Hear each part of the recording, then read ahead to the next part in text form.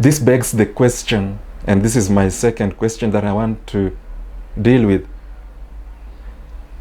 What role does Europe or the West occupy in these visions of the future?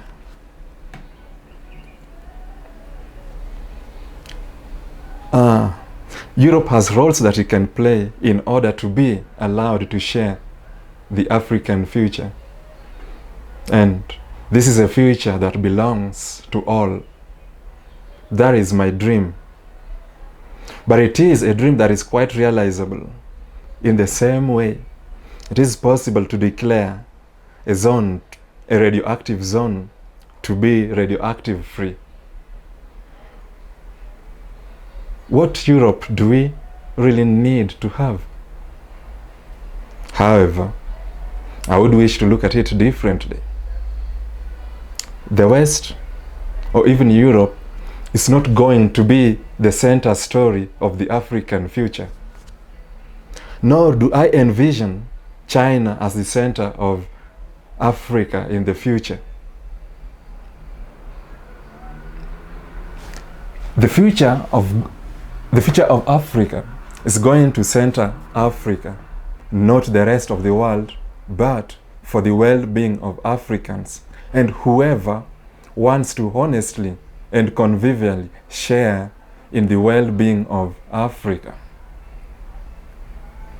If it is going to share the future, then the preliminary events need to include the recognition that difference is not to be misused, but to be appreciated.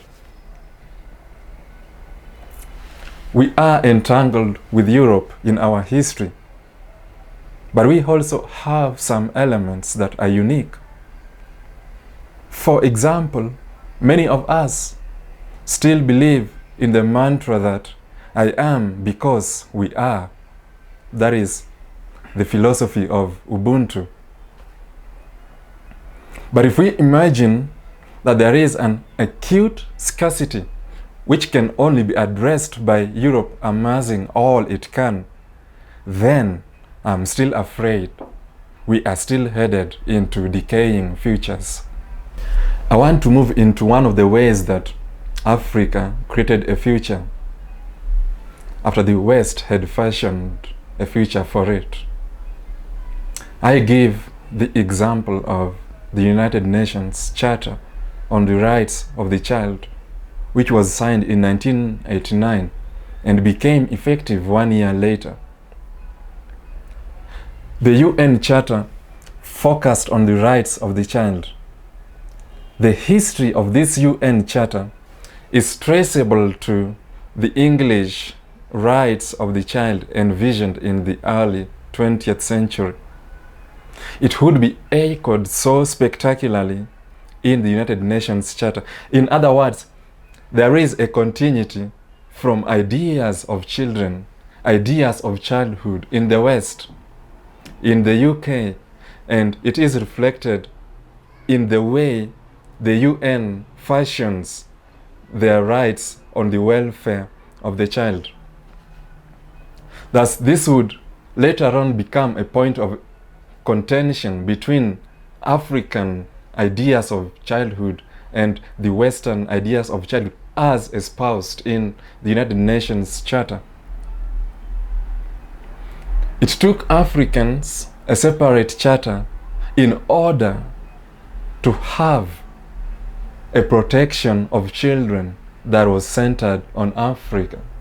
Thus, there was ratified by some African nations the African Charter on the Rights and, importantly, the welfare of the child. The importance of the African document was to affirm the responsibility of the child to the communities.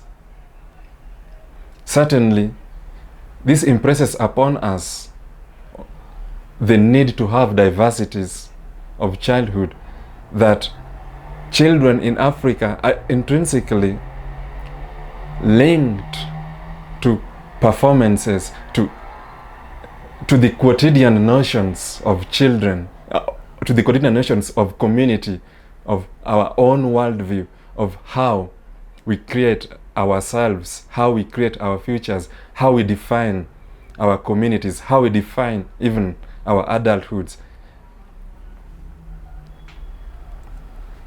The clause of the child being a responsible member of the community was absent in the United Nations Charter due to the Eurocentric vision of the United Nations.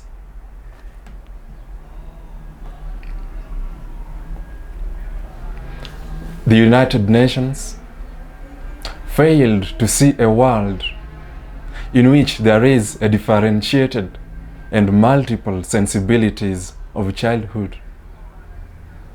It is possible to have different childhoods, and the African document affirms this.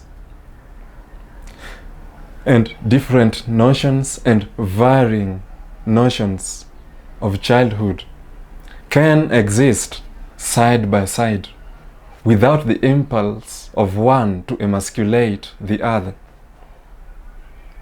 Our ideas of childhood can result in tensions between the two, but sometimes tensions do not need to be resolved. The irresolution of these tensions means that they exist in a perpetual state of difference.